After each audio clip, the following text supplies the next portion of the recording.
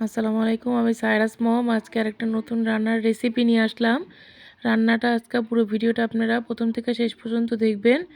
Chicken রান্না করব, ঝোল করে একদম ঝাল ঝাল করে দারুণ মজার একটা চিকেন রান্না করব। এই চিকেন রান্নাটা আপনারা যে কোনো রুটি, পরোটা, ভাত, পোলাও সব কিছু দিয়েই খেতে পারবেন।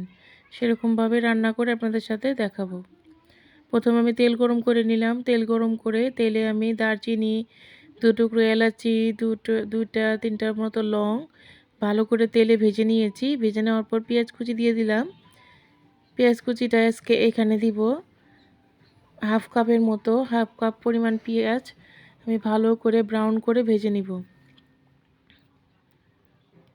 ভাজানো হয়ে গেছে। এখন আমি এখানে আদা রসুন বাটা, প্রথমে দিব হলুদের গুঁড়া 1 চা চামচের মতো, মরিচের গুঁড়া আজকে একটু বেশি দিব। মরিচের গুঁড়া দিব 1 চামচ, আর এখানে গরম মশলা 1 চা চামচ।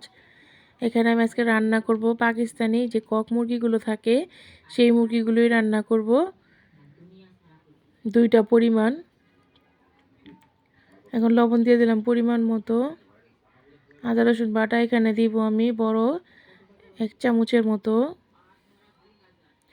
দিয়ে প্রথমে ভালো করে মশলাগুলো ভেজে নিব। পানি ছাড়া প্রথম ভেজে নিব। ভেজে নেওয়ার পর তারপর আমি এখানে পানি দিব। তাহলে এভাবে রান্না করলে প্রথম ভেজে নিলে মশলার যে একটা কাঁচা গন্ধ থাকে সেই গন্ধটা আর আসে না। এখন আমি এখানে পরিমাণ মতো পানি দিয়ে মশলাটাকে কষাবো। আর এখানে আমি 2টা টমেটো কুচিও দিব। টমেটো কুচিগুলো দিয়ে এখন চুলার আঁচটা একটু কম করে সময় নিয়ে মশলাটাকে কষিয়ে নিব তেল ছাড়া পর্যন্ত।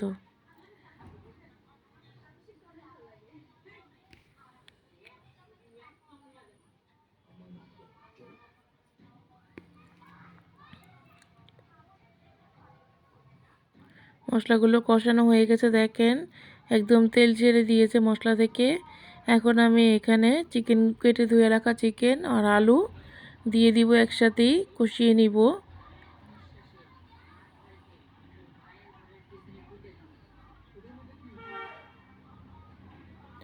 ভালো করে নেড়েচেড়ে মিশানোর পর 10 মিনিট ঢাকনা দিয়ে আমি পানি ছাড়াই কষিয়ে নিব ভালো করে মাংসটাকে, তারপরে পানি দিব।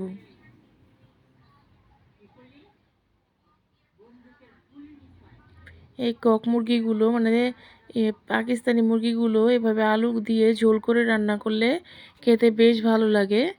তাই আপনাদের সাথে এই রান্নাটা দেখালাম। সবসময় তো ভুনা কিংবা কোনো সবজি দিয়ে রান্না করে দেখাই, আজকে একটু আলু দিয়ে সিম্পলভাবে রান্না করে দেখাবো। ঘরে যেভাবে রান্না করি কিংবা আগে দাদি নানি যেভাবে রান্না করতো সিম্পলভাবে একদম ঘরোয়া মশলা দিয়ে, সেরকমভাবে মশলাটা দেখেন আমার মশলার সাথে মাংসগুলো ভালো করে কষানো হয়ে গেছে। এখন আমি পরিমাণ মতো পানি দিয়ে দিব।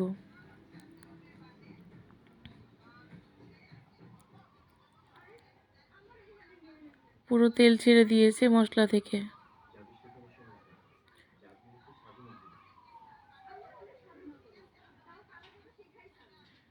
পানি দিয়ে চুলার আঁচটা কম করে ঢেকে রাখবো সিদ্ধ হওয়া পর্যন্ত।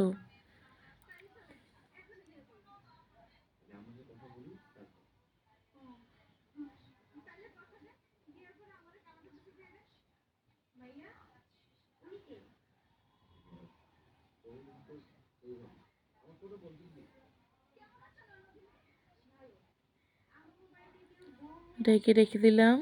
সিদ্ধ হওয়ার পর আসবো আবার। ঢাকনাটা তুলে আমি এখানে 4-5টা কাঁচামরিচের মতো দিয়ে দিয়েছি আস্ত। রান্নাটা এখন আমার হাফ সিদ্ধ হয়েছে। এখন রান্নাটা আমার কমপ্লিট হয়ে যাবে।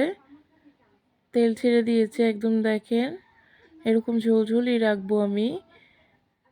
রান্নাটা আমার পুরো কমপ্লিট। এখন নামিয়ে আমি পরিবেশন করব, কিন্তু পরিবেশন আপনাদের সাথে দেখাতে পারলাম না।